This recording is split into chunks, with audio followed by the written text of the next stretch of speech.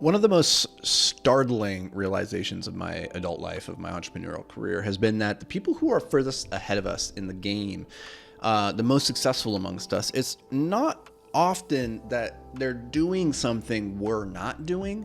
It's more often the reason they are where they are is because they are not doing something that we are doing. It's the systematic elimination of the activities in our life that are holding us back more than it is the implementation of activities that would accelerate us. So this is what I call subtraction through addition. I'm sorry.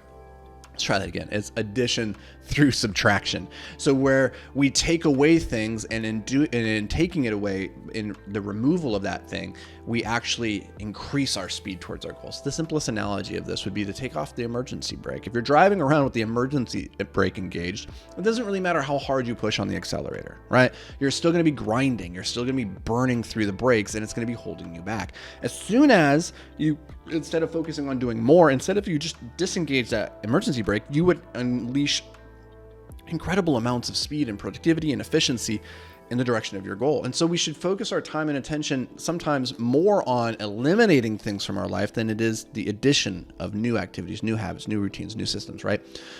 And what I want to encourage you to think about today is the anti-to-do list, the anti-to-do list. What are the things that you're currently doing that you knew if you would have stopped, you would make progress towards your goals, you would accelerate in the direction of your dreams? For me, there was 3 things in particular I identified in the last 2 years that if I could get those, if I could reduce those in my own life, I would make meaningful progress. I want to share those with you in hopes that they maybe spark some ideas for you. The first thing I had to eliminate was chess. So this is another way to think about this is video games. For me, chess was just another video game. I could hide behind it as an intellectual pursuit because I have big, audacious, competitive goals within chess. But the way I was playing and engaging with it was more of a dissociation technique, an escape from my reality.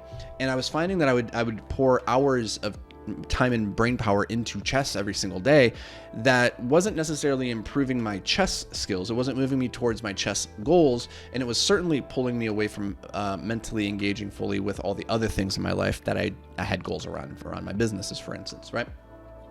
So I set up a system where I could no longer play online chess except for during very specific times of day and under very regimented structures.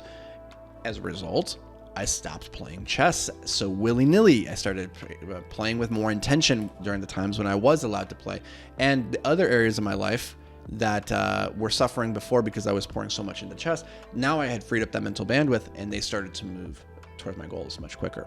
So what is that thing in your life? Is there a game? Is there an activity? Is there like games on your phone, games on your iPad, Netflix, whatever it is? Like, what is the thing that you're like, I'm putting too much time and energy into this stupid thing right now? It's not helping me. It could be social media, right?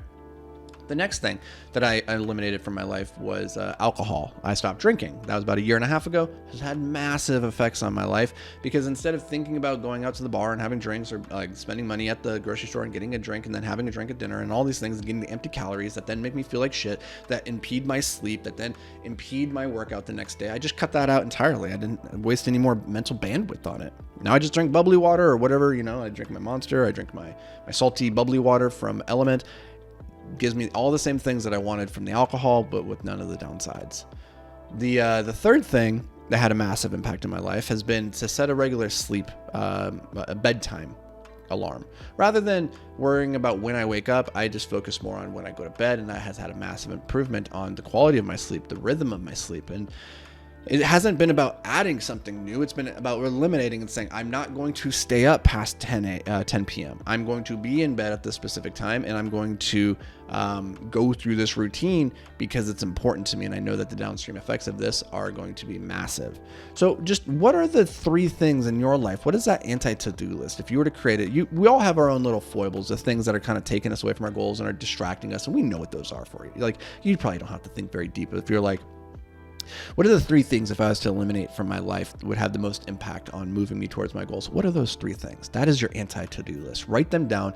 And then every morning until you break these habits, I want you to be thinking about, how can I eliminate this? How can I future cast? Because future you is very sneaky, will find ways to go back to doing those activities. So you need to, while you have the willpower, the discipline, create structures and systems and routines to eliminate it and say, okay, when this happens, when I'm feeling the inclination to go and do this activity, like I know I will, then here's what I will do instead. Here's how I will make it harder for myself. Here's how I will gatekeep my future me's attention.